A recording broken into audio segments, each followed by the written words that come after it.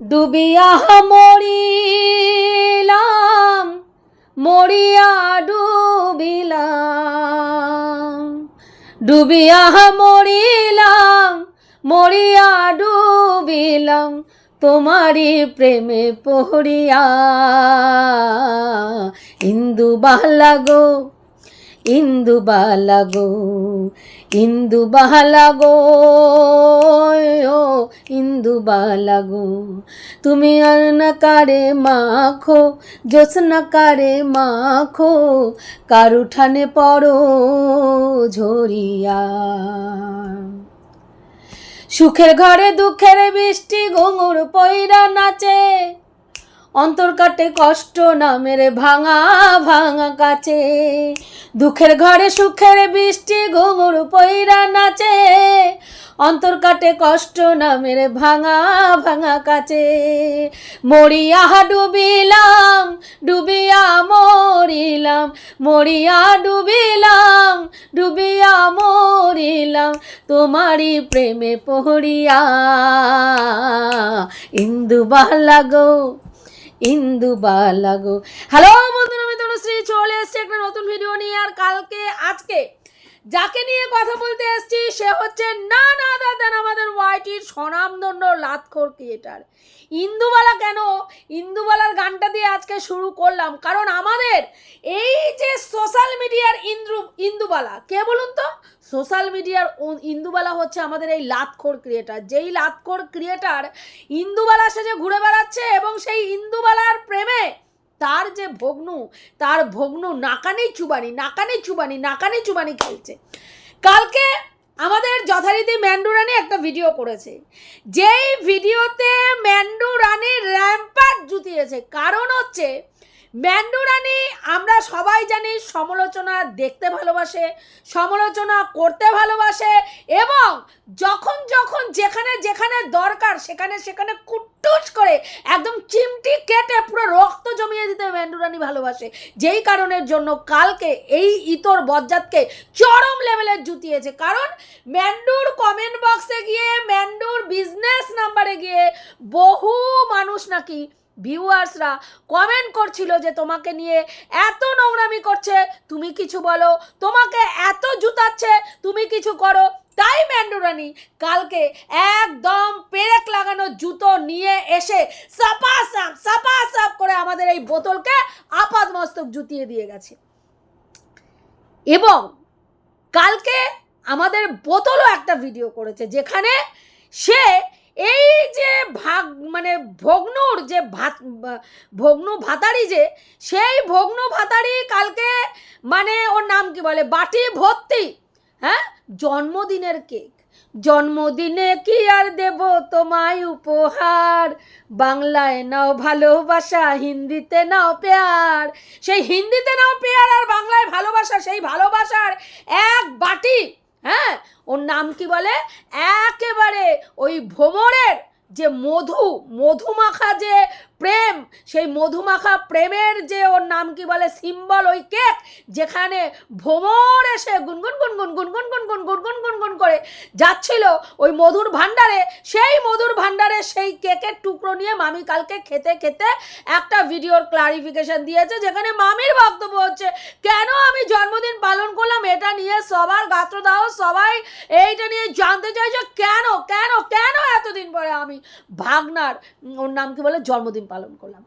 এবার আমাদের ভাতারির ভাগনা ভাতারির ক্লারিফিকেশন হচ্ছে যে ভাই আমি জন্মদিন পালন করেছি, যারা কারণ খুঁজছে তাদেরও তাদের বাবা মার জন্ম কোনো কারণ ছিল এবং তাদের বাবা মা যে তাদেরকে জন্ম দিয়েছে সেটারও কোনো কারণ আছে। অবভিয়াসলি আছে।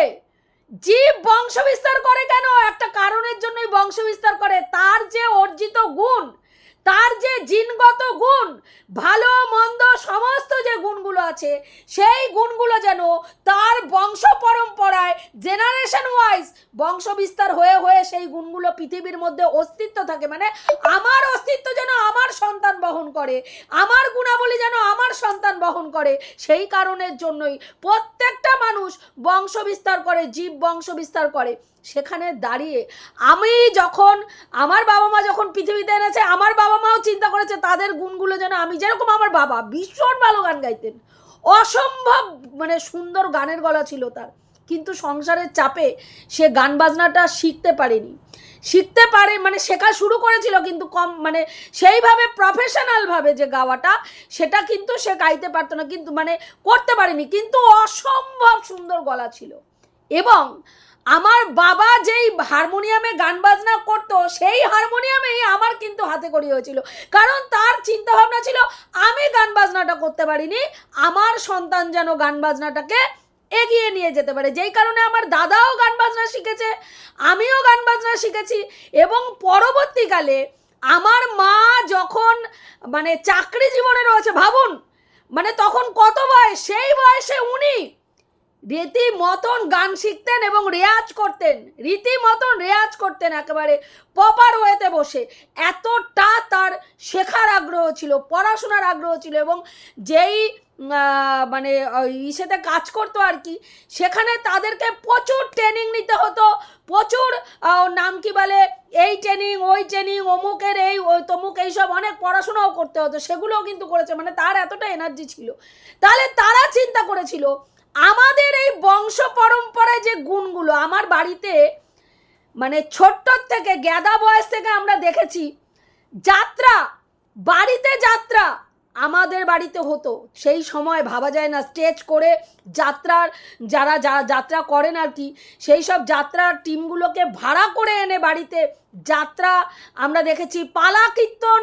মানে আমাদের বাড়িটা পুরো গান বাজনার বাড়ি ছিল, গান বাজনার পুরোদমে বাড়ি ছিল। মানে ছোটোর থেকে আমরা কোনো গান নেই যে আমরা মানে শুনতাম না। হ্যাঁ, আমাদের এই রকম বড় একটা টেপ রেকর্ডার ছিল, যেটার মধ্যে আমার জেঠু প্রচুর মানে ওই তখনকার দিনের ওইসব ওই যে দেখবেন সিনেমা, কমেডি সমস্ত কিছু ক্যাসেট পাওয়া যেত, এবং সেই ক্যাসেট চালিয়ে চালিয়ে শোনানো হতো, মানে এই রকম। তো যাই হোক, সেগুলো ছোটোবেলায়। তো মানুষ বংশ বিস্তার কেন, তা এই কারণের জন্য বংশ বিস্তার করে। কিন্তু ও কি করে জানবে বলুন, ও কি করে জানবে আজকে ওর বাবা মার বদগুণগুলোকে নিয়ে ও পৃথিবীতে এসছে। ওরা তিনটে বনি, এ বলে আমাকে দেখ, ও বলে আমাকে দেখ, ও বলে আমাকে দেখ, কে কাকে দেখবে? তিনটেই একেবারে সর্বগুণে নিপুণা। বদামিতে 1 নম্বর, ইত্রামিতে 1 নম্বর, ধ্যাষ্টামিতে 1 নম্বর, চিটিংবাজিতে 1 নম্বর, মানে এবং ছায়া তুলে শোয়াতেও 1 নম্বর। যেখানে যে বলবে আম, সেখানেই তার সঙ্গে জাম। শুধু আপনি একটুখানি টাকার মোহটহ দিয়ে শুধু কুত্তার মতন তু তু তু তু ডাকবেন, দেখবেন ছায়া তুলে একদম সেখানে গিয়ে ফাঁক করে শুয়ে পড়েছে এই বদা বেটি, এই রকম। তাহলে এই গুণটাও কোথা থেকে পেয়েছে? এই গুণটা ও ওর অর্জিত বাবা মার গুণের থেকে পেয়েছে। কারণ অলরেডি ওর বাবা মার গুণ সম্বন্ধে আমরা কিন্তু ওয়াকিবহাল, যে ওর মা কে নাকি স্টেশন থেকে ওর মায়ের অপকর্মের জন্য প্রত্যেকটা লোক এক ডাকে চেনে। আমি জানি না, আমি সহ ক্রিয়েটারদের, দীপ্তিদির ভিডিও থেকে বহুবার শুনেছি এই কথা।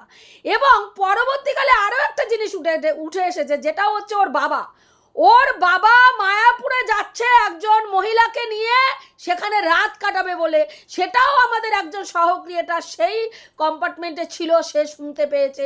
যেটা ভাবতে পারেন, নাতি হয়ে যাওয়ার পরেও সেই বুইড়া বেটার চুলকানি যদি ওই লেভেলে থাকে, তাহলে তার ঔরসজাত সন্তানের এই রকম চুলকানির লেভেল থাকবে, এটাই স্বাভাবিক। কিন্তু এই জায়গায় ভগবান বাঁচিয়ে দিয়েছে যে পরবর্তী জেনারেশন, মানে এর পরবর্তী জেনারেশন আসেনি। যদি আসতো, কে বলতে পারে যে এর থেকেও বদা বেটি তৈরি হতো, এর থেকেও বদা বেটি বা বদা বেটা তৈরি হতো। আজকে ম্যান্ডির মেয়েকে ও দিনরাত্রি বলছে ম্যান্ডির মেয়ে ম্যান্ডির মতন এইরকম মানে শিখবে, বড় ঢের কাছে পাঠাবে, বড় ছেলে ধরা কিভাবে ছেলে ধরতে হয় শিখিয়ে দেবে। তাহলে ওর বাবা মার কাছ থেকে সেটা অর্জন করে নিয়ে এসছে। এবার ও এই অর্জনটা কারো কাছে অ্যাপ্লাই করতে পারেনি। ও কি করেছে, ওর পরিবারে ওর শ্বশুর বাড়িতে এসে দুটো পরিবারকে নিবংশ করে দিয়ে ওই বাড়ির সন্তানের মধ্যে সেই নোংরামিটাকে ঢুকিয়ে দিয়ে ইনজেক্ট করে একটা 14 বছরের ছেলেকে বদা পাঠাতে পরিণত করেছে, যেই পাঠার ওর ফুটো ছাড়া অন্য কোনো ফুটো রোচে না। আমার কথা নয়, ওর বক্তব্য। ও বলেছে যে ওর কিন্তু অন্য কোনো, মানে ওর নাম কি বলে, অন্য কোনো ওর ওর ওর অন্য কোনো ইসেতে হয় না। মানে আমরা দেখেছিলাম যে মারুকে কি করেছিল, ওর সঙ্গে একটা সম্পর্কে লিপ্ত করার চেষ্টা এই বদা মেয়ে ছেলে করেছিল।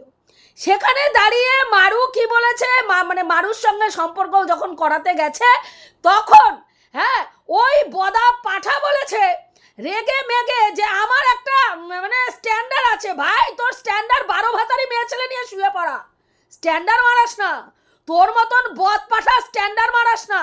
যে বদ পাঠা মামিকে নিয়ে শোয় তার আবার স্ট্যান্ডার্ড, মানে হাসবো না জুতাবো তাই মনে করি।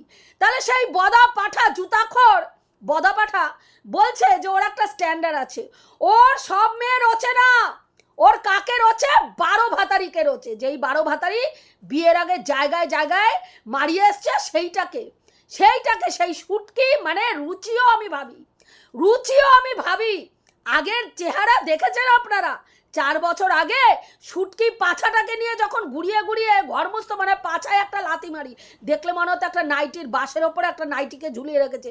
সেই পাঠির আবার এত গুণ, ভাবুন সেই পাঠির ফুটো চাটার জন্য ওই রকম একটা পাঠা ল্যাক করছে। তাহলে বুঝতে পারছেন ওই ছেলেটা কতটা বিকৃত রুচির। আজকে মামা বাড়িতে গেছে, মা পায়েস করে দিয়েছে, সেই পায়েসটা ক্যামেরায় খাওয়ানো হচ্ছে, সেই পায়েস মুখ থেকে ফেলে বোঝাচ্ছে যে তার জন্মদাত্রী মাকে সে এইটা দিয়ে পোছে না, তার মায়ের কোনো অস্তিত্ব তার জীবনে নেই, তার অস্তিত্ব হচ্ছে ফুটো, এবং সেই ফুটো চাটানি মেয়ে ছেলে মামি হচ্ছে তার সর্বেসর্বা। বুঝতে পেরেছেন কেন আজকে ওই পায়েসটাকে মুখ থেকে ফেলে দিয়ে মাকে অপমান করেছে? কারণ ওর জীবনে মায়ের কোনো ভূমিকা নেই, ওর জীবনটা সম্পূর্ণরূপে ভূমিকা হচ্ছে ওর মামির। আজকে এই যে আপনারা দেখছেন যে ও কেন এতদিন পরে, 4 বছর পরে কেন হঠাৎ করে ভাগনার জন্মদিন দেখাতে বসলো? কারণ এই যে ইত্রামি, এই যে ধ্যাসটামি, এই যে নোংরামি দিনের পর দিন ও করে যাচ্ছে, সেটা তো কারণ হচ্ছে এই যে ইত্রামি, এই যে নোংরামি, এই যে ধ্যাসটামি, এই জিনিসগুলো যাতে ধামাচাপা দিতে পারে, মানুষের মনটাকে অন্যদিকে ঘোরানোর বহু চেষ্টা দীর্ঘদিন ধরে করে যাচ্ছে, যাতে ওর এই ব্যাপারটা ধামাচাপা পড়ে, কিন্তু সেই ঘুরে বালি। কারণ আমরা এই পর্যন্ত যা এসছে এবার আমাদের চোখের সামনে, আমাদের কানে যেগুলো এসছে, যেই রেকর্ডিং, যেই ভিডিও, প্রত্যেকটা জিনিস ও যতই এআই দিয়ে চালানোর চেষ্টা করুক না কেন, প্রত্যেকটা জিনিস ও নিজের গলায় বলছে যে আমি এরেও সারতে পারুম না, আমি ওরেও সারতে পারুম না, কোনখান থেকে যে এইটা উঠা আইছে। হ্যাঁ, আমি চেষ্টা করছিলাম অন্য অনেক জায়গায়, কোনো জায়গায় 4 বছর ধইরা এক জায়গায় দাঁড়ায় আছে আমার পাশে, কোনো জায়গায় মা ড্যাশগিরি করে না, হ্যাঁ এমন একভাবে আমার দিকেই ধ্যান জ্ঞান দিয়া রাখছে, অন্য কোনো মেয়ে এর রোচে না। এবং যেই দিনকে প্রথম আমি গেলাম, হ্যাঁ রাত কাটালাম, সেই দিনকে লাল জল খেয়ে রাত কাটানোর পরে উলা ফুলা চিৎকার আমি করলাম, কিসের জন্য না, যদি ওর বিয়ে হয়ে যায় তাহলে আমি কি করব, আমি তো ওর বিয়ের পিড়ির সামনে ল্যাংটা হয়ে নাচবো। এই যে কথাগুলো, এই কথাগুলো সমস্তটা ওর কল রেকর্ড, ওর ভয়েসে আমাদের কাছে এসছে। ওর ভিউয়ার্সরা প্রতি সময় বোঝানোর চেষ্টা করছে পোষ্যগুলো যে ভাই যাই করেছে ও তো ক্যামেরার সামনে কিছু করে নাই, ও ক্যামেরাতে কিছু দেখায় নাই, এইটা এআই দিয়ে তৈরি, এইটা এআই দিয়ে তৈরি, এই প্রমাণ মিথ্যে প্রমাণ দেখানো হচ্ছে বলে কিছু ভিউয়ার্স অন্য ভিউয়ার্সদেরকে বোঝানোর চেষ্টা করছে। আর কিছু বলছে যদি হয়েও থাকে, যদি সত্যি হয়, সেটা ওর পার্সোনাল ব্যাপার, সেটা ও ক্যামেরার সামনে দেখায় নাই। পার্সোনালে ও একটা হোক, 10টা হোক, 20টা হোক, বিয়েও করতে পারে, বয়ফ্রেন্ডও রাখতে পারে, যা খুশি করতে পারে, সেটা নিয়ে কারো মাথা ব্যথা থাকার কথা নয়। সেখানে একটাই প্রশ্ন, যে মহিলা নিজে ক্যামেরা বহির্ভূত কথা বলে মানুষের জীবনের পার্সোনাল জিনিসগুলোকে নিয়ে এসে ভিডিও করে, তার মুখে এই ধরনের বক্তব্যের কোনো মূল্য আছে বলে আমরা মনে করি না। কারণ বারবার সে প্রত্যেকটা সময় গোপন সূত্র অ্যাপ্লাই, যার সঙ্গে মেশে তার সঙ্গে তার রেকর্ডিং ফাঁস, তার ভিডিও, তোমার ওর নাম কি বলে, চ্যাট রিভিল, তার কল রিভিল, এই করে করে, আর তা না হলে তার বাড়িতে ঘটে যাওয়ার ঘটনাগুলো যেগুলো ও জানে সেগুলোকে বলে বলে ও ভিউজ কামিয়েছে। সেই জায়গায় দাঁড়িয়ে আজকে ওর মুখে এই কথাটা শুনতে কেউ রাজি নয়, কেউ রাজি নয়। সেইখানে বারবার প্রমাণ করার চেষ্টা করেছে। আজকে দেখুন না, ও এত রকম কেক থাকতে ভাগনার জন্য কি আনলো না, ভাগনার জন্য হানি, হানিবি নিয়ে আসলো, তুইলা মৌমাছি ভ্রমর গুনগুন গুনগুন গুনগুন গুনগুন করছে, সেইরকম সিম্বলের একটা কেক এনে বোঝাতে চাইলো যে ও হচ্ছে মধুর ভান্ডার আর ওর ভাগনা হচ্ছে ভ্রমর, যে ডুব দিয়ে দিয়ে মধু শুধু খেয়েই যাচ্ছে খেয়েই যাচ্ছে খেয়েই যাচ্ছে, এবং বাকিটা পরে দেব বলে এই যে একটা সংকেত। এবং সেইখানে গুরুজন হিসাবে মামি, দাদু, ঠাম্মি উপস্থিত রয়েছে, এই দিদিমা, সেই জায়গায় দিদিমা এবং দাদুকে প্রণাম করা হলো, মামিকে প্রণাম করা হলো না। আমরা জানি একজন গুরুজনকে প্রণাম করলে বাকি যারা গুরুজন থাকে প্রত্যেককে প্রণাম করতে হয়, কিন্তু সেখানে আমরা দেখলাম মামিকে প্রণাম করা হলো না। এবং মামিকে ভাগনা বলছে যে ওটা বাকিটা পরে দেব বা নেব, এরকম টাইপের একটা কথা। বাকিটা কি? মামির ভাগনার অন্য কিছু রোচে না, মানেটা কি? কি জিনিস রোচার কথা বলছে? রোচাটা কিসের, কিসের জন্য কোনো মেয়ে তার রুচ্ছে না, মানুষ বোঝে না।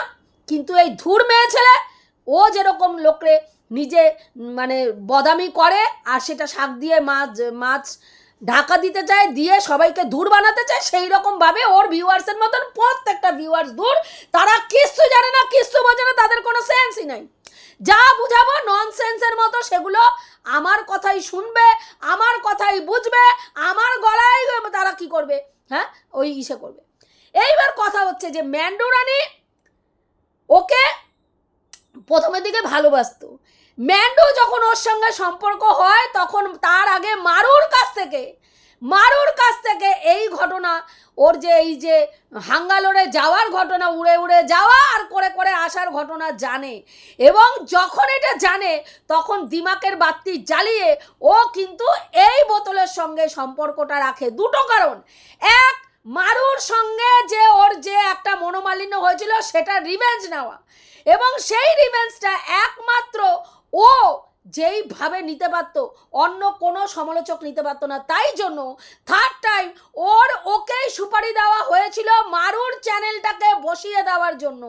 এবং সেইখানে কারণ মারুর বিয়ের সময় যখন রেজিস্ট্রি হয় তখন কিন্তু ম্যান্ডু রানীর আগমন ঘটেনি, এবং ম্যান্ডু রানীর কাছে সেটা গাত্রদাহের কারণ ছিল, কারণ ম্যান্ডু রানী মারুর সঙ্গে অন্য কাউকে মানে সহ্য করতে পারতো না, এবং সেই জায়গায় বোতল সেইখানে গিয়ে রেজিস্ট্রি ম্যারেজ তার সমস্ত কিছু করছিল, যেটা ম্যান্ডুর গাত্রদাহের কারণ ছিল। এবং পরবর্তীকালে ম্যান্ডুও সেই রিভেঞ্জটা নেওয়ার জন্য যখন সুযোগ পেল, তখন রানাঘাটে যখন ম্যান্ডুকে পেল, তখন একেবারে এই বোতলকে মারু লাত মেরে সরিয়ে দিয়ে ম্যান্ডুকে বুকে জড়িয়ে নিল, এবং সেই সুযোগটা ম্যান্ডু গ্রহণ করে সেই সময় প্রচুর কন্টেন্ট করেছে, প্রচুর ভিউজ আর্ন করেছে। এবং সেই সময় বোতলও সেই জায়গায় একটা রিভেঞ্জ নেওয়ার মেন্টালিটি ছিল। বোতল ভেবেছিল যে এইবার আমি যদি সুযোগ পাই তাহলে ম্যান্ডির ঘাড়ের ওপরে গিয়ে ঝুলবো, মারুকে লাত মারবো এবং মারুকে ম্যান্ডুর জীবন থেকে সরাবো, এবং করেছেও তাই।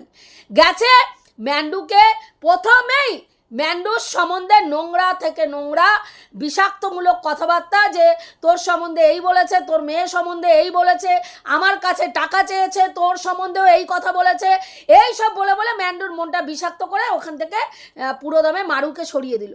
এবং মারুকে সরিয়ে দিয়ে ও একচ্ছত্রভাবে ম্যান্ডুকে ব্যবহার করতে চেয়েছিল, কিন্তু ও বুঝতে পারে নাই যে মুরগি এবার ও ম্যান্ডুকে করতে গিয়ে ও নিজে মুরগি হয়ে আসবে, সেটাও বুঝতে পারে নাই। কারণ এইবার প্লটিংটা ম্যান্ডু এবং স্যান্ডু এবং তার দুই বোন দিদি গোল্ড এবং নুপুর, তারা আগে থেকেই সুন্দর করে প্লটিং করে এই ভাগনা ভাতারি গিরিটা সামনে আনার জন্য একদম সুন্দর ছক কষে ওকে কিন্তু ঢুকিয়েছিল। আর সেইখানে কি করেছিল, গ্যাস খাইয়ে ক্ষুদিরাম বানিয়ে দিয়েছিল, ব্যাস। আর এটা তো আমিত্বতে ভোগে, শুধু ওর সামনে গিয়ে আপনি প্রশংসা করবেন। তোমার মতন এইরকম যেরকম ম্যান্ডি করেছিল, তোর মতন সমালোচনা তোর মতন সমালোচনা কেউ করতে পারবে তুই যেরকম সমালোচনা করিস, একটা সমালোচকের এরকম যোগ্যতা আছে, আর ব্যাস বোতল ফুল্লা ফাইপা বাবা আমারে এত বড় 5 লাখের চ্যানেলে এত বড় আমারে সম্মান দেয়, সেই লেভেলে সোনাদীপ ভাই ছাড়া কিছু চোখে জানে না, মেয়ের জন্মদিনে মেয়ের থেকে বেশি আমার হাইলাইট করছে, আমি তো ব্যাস। হ্যাঁ, দেখেছিস ধ্বংসস্তূপ থেকে সম্পর্ক উঠেছে, দেখেছিস শ্মশানের ছাই থেকে সম্পর্ক উঠেছে, তারপরে যখন ক্যাতা ক্যাত লাথি মেরে ওর অকাতটা ম্যান্ডুরানি বোঝালো, আর ওর গ্রুপ পুরো দমে বুঝালো, ভাই তোরে জাস্ট আমরা ইউজ করার জন্য, তোরে মুরগি করার জন্য, তোরে পাঠা বলি দেওয়ার জন্য এতদিন কাঁঠাল পাতা আমরা খাইয়েছিলাম, তখন গাত্রদাহ কোথায় যায়? কারণ ও নিজের মুখে নিজের অপকীর্তি এইবার রিভিল করেছে, সেটাও একটা গ্রুপে রিভিল করেছে। পার্সোনাল যখন তুমি কোনো জিনিস সোশ্যাল মিডিয়ার মাধ্যমে কোনো গ্রুপে সেটা বর্ণনা করে থাকো, তখন আর সেটা পার্সোনাল থাকে না। ততক্ষণই পার্সোনাল জিনিস পার্সোনাল থাকে যতক্ষণ সেই পার্সোনাল জিনিসটা তোমার মধ্যেই কেন্দ্রীভূত থাকে। তোমার থেকে যখন বেরিয়ে যায় সেটা আর পার্সোনাল থাকে না, যেটা ওর ক্ষেত্রে হয়েছে।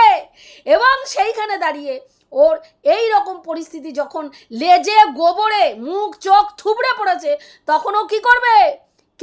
ওকে তো বুঝাতেই হবে যে ভাই আমি নিট অ্যান্ড ক্লিন। তাই ভাগনা ভাতারির যে ভাতার নয়, ওইটা যে ভাতার নয় সেটা প্রমাণ করার জন্য ও ওই জন্মদিনটা পালন করছিল, কিন্তু সেখানে মানুষ যা বোঝার বুঝে গেছে।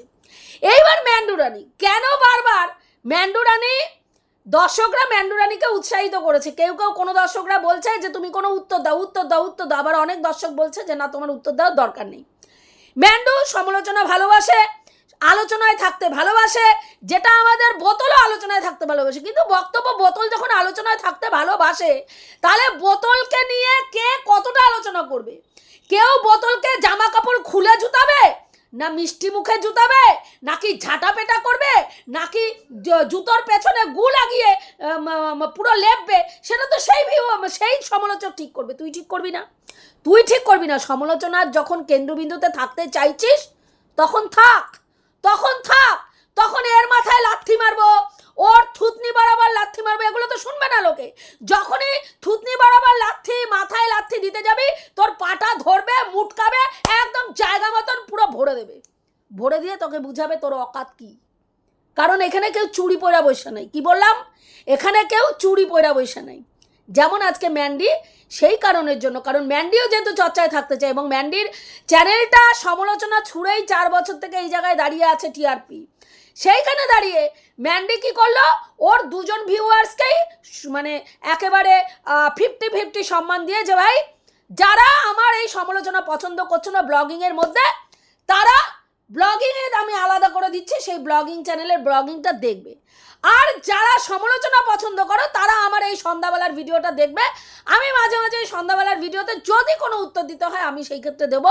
তাহলে তাতে কি হবে? আমার রেভিনিউ ইনকাম হবে, আমার বোতলকে ঝাঁটাপিটাও করা হবে, এবং তার উত্তরে বোতল আবার তেরে ফুড়ে ভিডিও করবে, তাতে আর্নিং, ওরও আর্নিং হবে, আমারও আর্নিং হবে, আর মাঝখান থেকে সমালোচক যারা সমালোচনা করছে তাদেরও আর্নিং হবে। তাহলে কি হবে? সব দিক দিয়েই লাভ। সব দিক দিয়েই লাভ, আমারও লাভ, তোমারও লাভ, তোমারও লাভ। তাই সেই জন্য ম্যান্ডি কী করলো, সবাইকে খাবার দেওয়ার জন্য সুন্দর একটা সমালোচনা কালকে করলো। কইরা একেবারে এই জুতাখোর লাতখোরের চরম লেভেলের জুতানো লাথানো লাথিয়েছে, এবং যার পরিপ্রেক্ষিতে আজকে সকাল না হইতেই কিন্তু জুতাখোর ভিডিও নিয়ে চলে আসছে। কারণ ওর ম্যান্ডি ছাড়া গতি নাই, গতি নাই, গতি নাই, বহুবার বলছি। কিন্তু ওর যে পোষ্যগুলো সেগুলোর মাথায় ঢোকেই না, সেগুলো শুধু আমাদের এসে বলবে তোমাদের বোতল ছাড়া গতি নেই। আরে বল যে বোতলেরও ম্যান্ডি ছাড়া গতি নেই, তা কি অসুবিধা? বোতল ম্যান্ডিকে কন্টেন্ট করে খাচ্ছে, আমরা বোতলকে কন্টেন্ট করে খাচ্ছি, ভাইস ভার্সা, কোনো প্রবলেম নেই। দুটোই একেবারে, ও যেরকম করছে আমরাও সেরকম করছি। ভাই সমালোচনার জন্য তো তাই হবে ভাই, তাই হবে। তো কে কারে নিয়ে সমালোচনা করলো না করলো, তোর যদি গাত্রদাহ না হয় তাহলে উত্তর দিবি না, ইগনোর করবি, কিন্তু ইগনোর করার ক্ষমতা তোর নাই। যখন যারা দরকার হচ্ছে তারে নিয়ে তুই বসে পড়ছিস। তো যাই হোক, এটুকুই বলার ছিল, রাখছি। দেখা হবে নেক্সট ভিডিওতে। প্রত্যেকে ভালো থেকো, তনুশ্রীদের পাশে থেকো। যেই কথাগুলো বললাম ঠিক বললাম না ভুল বললাম অতি অবশ্যই কমেন্ট করে জানিও।